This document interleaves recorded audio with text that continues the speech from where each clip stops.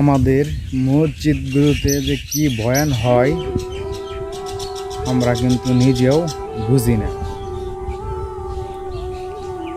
আমাদের মসজিদগুলোর ইমাম সাহেবগুলো যে কমিটিরা কি দেখে রাখে আমার বুঝে আসে না।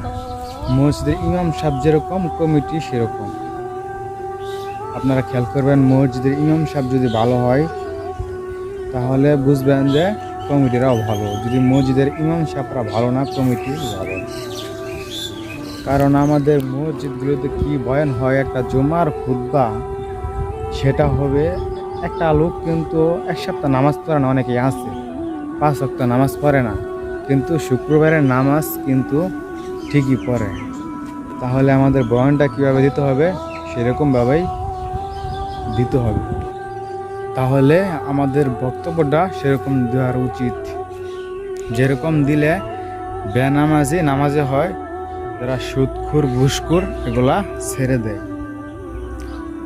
আমাদের মসজিদগুলোতে আগে অনেক আমি খেয়াল করেছি, প্রায় মসজিদে আমি খেয়াল করে দেখি যে অনেক অংশই অনেক ক্ষেত্রেই দেখা যাচ্ছে যে মানুষগুলো যে কীভাবে দাঁড়ানোর কোনো নিয়ম জানে না, আর ওযুখানায় গেলে ওযুর কোনো নিয়ম জানে না, বা নামাজটা কীভাবে পড়তে হয়, কীভাবে কোন জায়গায় কোন সূরা পড়তে হয়, সেই নিয়মগুলো কিন্তু অনেকেই জানে না।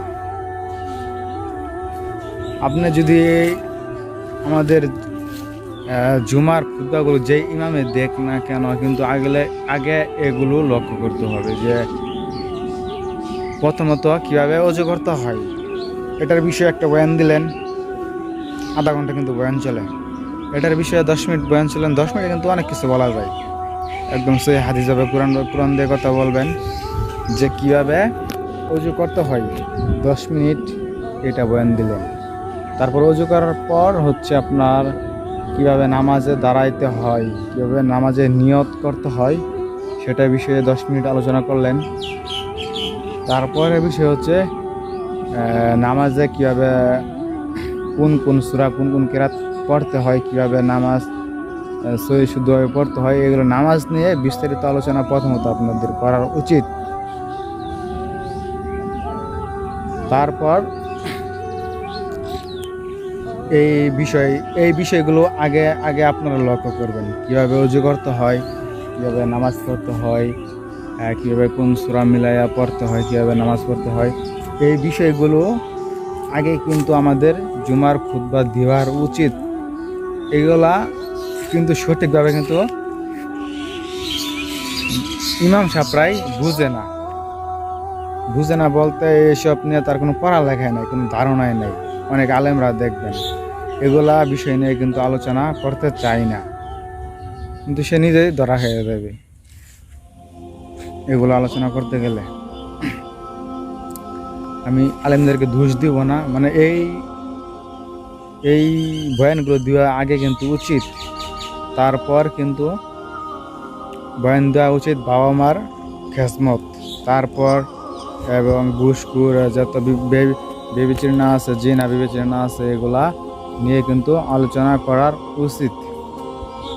কিন্তু মূলত আমার কথা হচ্ছে একটা লোক কিন্তু 5 ওয়াক্ত নামাজ পড়ে না, শুক্রবারের নামাজ কিন্তু ঠিকই পড়ে।